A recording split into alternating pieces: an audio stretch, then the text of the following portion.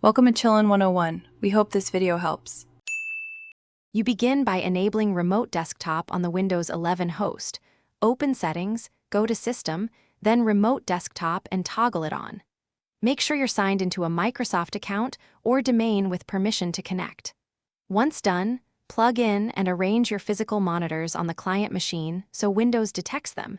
This ensures the remote session can span displays. Finally, confirm network access and firewall rules, allow remote desktop connections before proceeding to the connection options. Next, on your client PC, launch Remote Desktop Connection, MSDSC. EXE. Click Show Options, switch to the Display tab, and check Use All My Monitors for the remote session. This tells RDP to span the session across every connected display.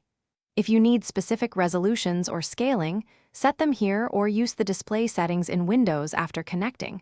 This helps avoid blurry apps. Make sure the remote host supports multi-monitor and that both machines run compatible RDP versions for best results. Now enter the remote PC name or IP and your credentials, then hit Connect.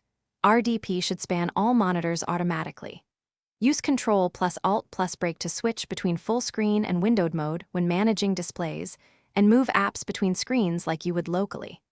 If you only see one monitor, make sure you launched MSDSC with the Use All My Monitors option, or add the /multimin switch in a shortcut. Verify both machines run updated RDP, and confirm group policy or firewall settings aren't restricting multi. Thanks for watching.